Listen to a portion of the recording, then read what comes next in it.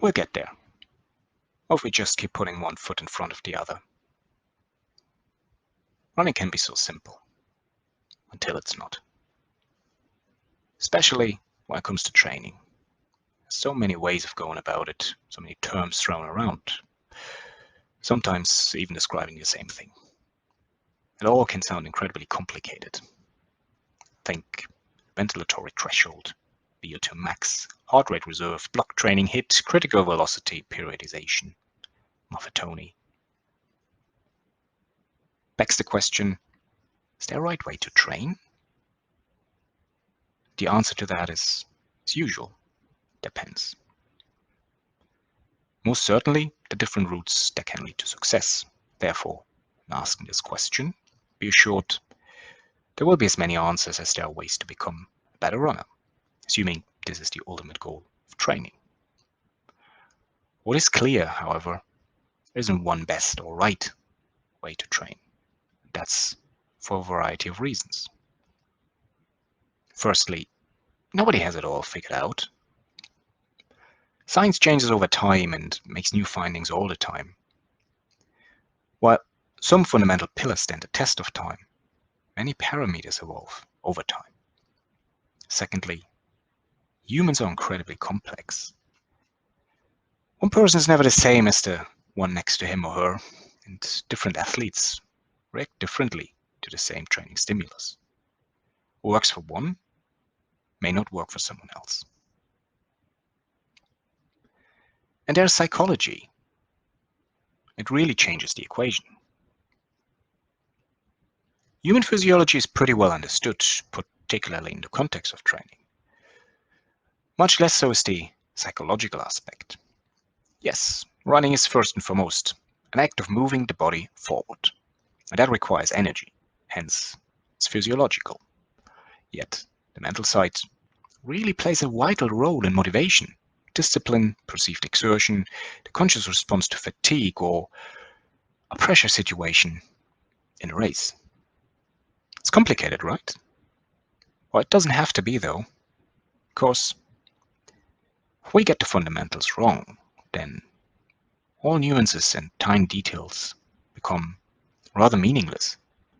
This is true for most things in life, but it's especially true for training. So, before focusing on individual workouts, interval paces, or rest periods, we need to start from the very top. We need to figure out the purpose of our training. And with purpose, I mean, what am I training for? Perhaps a specific race, or an individual skill, strengths, or weakness that I want to address. Put simply, a goal. Knowing what I want to achieve with my training over the next weeks, months, or, well, even years, even on a high level, is key to work with purpose toward this goal. In the next step, then, we can break it down further and start thinking in greater detail about what's the purpose of my next run and how does it serve my goal. Usually, this is the moment when things become messy because, as alluded to earlier, there's so many different ways to train and many more ways to describe it. Think about all this rich training literature. So many running-related YouTube channels now. Athlete blogs. Hell, there's so much out there to consume, take in, and digest. Don't get drawn into all the chaos. Have a clear focus on the fundamental purpose of a given run instead. And in my view, there are really three distinctly unique purposes for a run. That's recovery, maintenance, and stress. It is to answer the why am I doing this run. Without a clear purpose, the why, I won't be a what, and certainly not a how. Of course, this happens on a high level, and the more granular details, they have to be applied afterwards when the exact context of the environment is to be taken into account as well. Now, we train to improve performance. So how does the body improve? through a process called supercompensation. When we stress, which is the training, the body with a new and ideally appropriate training load, then give the body time for appropriate recovery. Then the body will not only return to the previous baseline, but supercompensates in order to be prepared for a greater future training load. So if we want to improve performance, we need to train or stress the body in order to elicit adaptations to this new stress. But it's not only the actual training that improves performance, because the adaptations, and with that, the improvements, will occur during the recovery period when the body readies itself, so it adapts or, well, supercompensates for the new future stress. Now, this shows the importance of adequate recovery, because we want to give the body time to be prepared for the next stressful workout. Important to note that's not always a linear process. Some adaptations, well, they take longer to materialize and they require a longer recovery period. With that in mind, one can think of training as a constant cycle of stress, recovery, maintenance, with all three of these pillars being interdependent. Now, at this point, we probably need to clarify stress. To some extent, it does depend on the level of the athlete, because for a beginner on a Couch to 5K plan, the simple act of getting out for a run is stress. But for a well-trained runner, this very same run at a beginner pace will not be perceived as sufficient stress. In general, though, stress is often referred to as a workout. This is quality work, high intensity, race specific.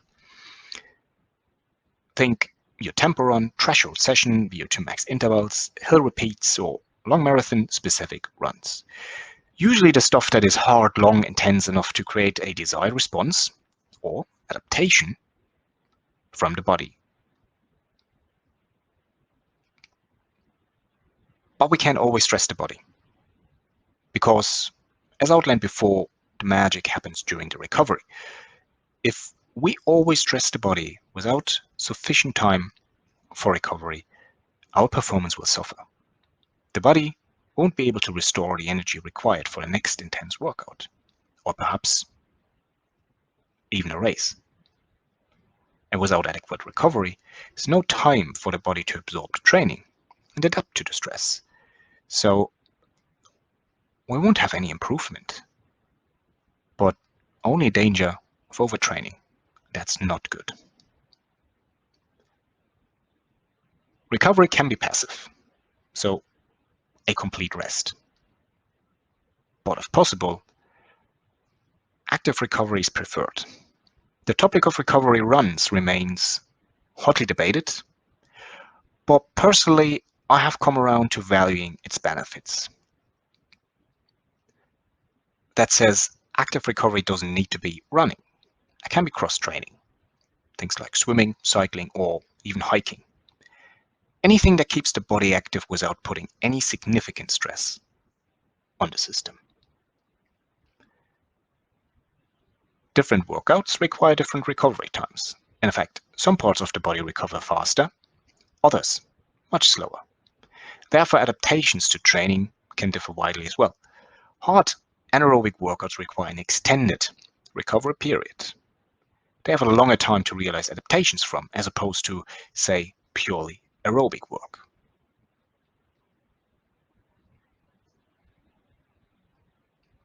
After a hard workout, say something like 5 1K repeats at critical velocity pace, the body needs time to recover before it can perform to the same high standard again. Now, the solution isn't to do anything for a few days, bar maybe the odd slow jog around the park for half an hour. Nope. Well, we need to recover from this one specific workout. We also need to maintain what has been gained in the past And this is critical. And this is where maintenance becomes critical and is distinctly different from pure recovery.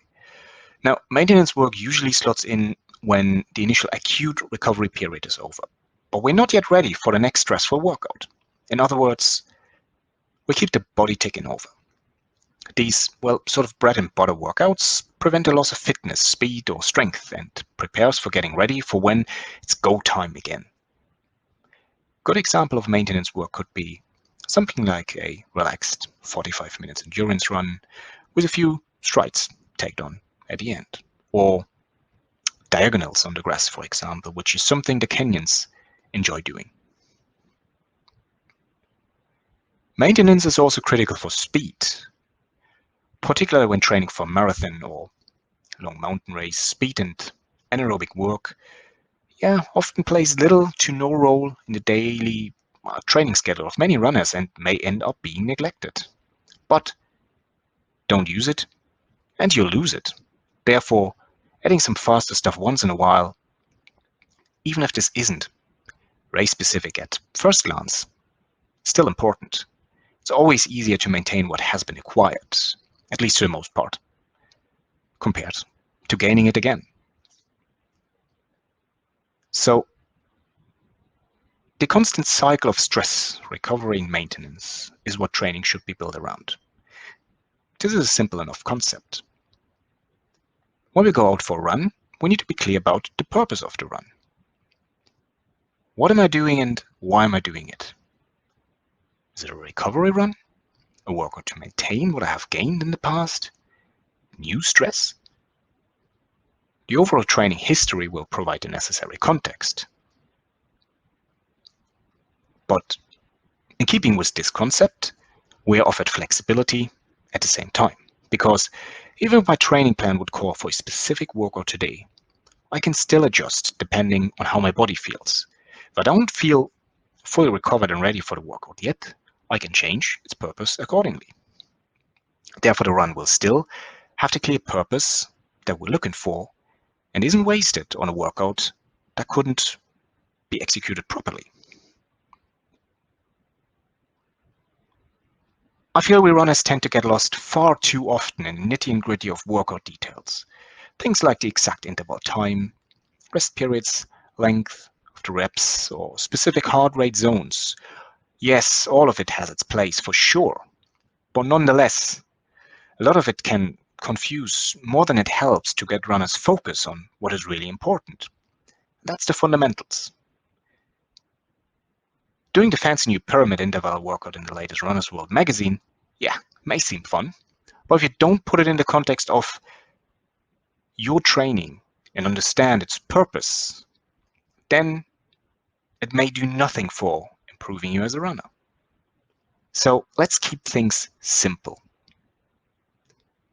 Stress the body sufficiently and regularly, but give it ample time to recover while maintain what has already been gained. I'm fully aware that some of the explanations and concepts outlined are an oversimplification of human physiology and training science. Now, that's deliberate. There are way smarter people out there who go deep into every little and important detail. But what I maintain is that those details, they matter little if the fundamental parts of training are not understood nor put into practice.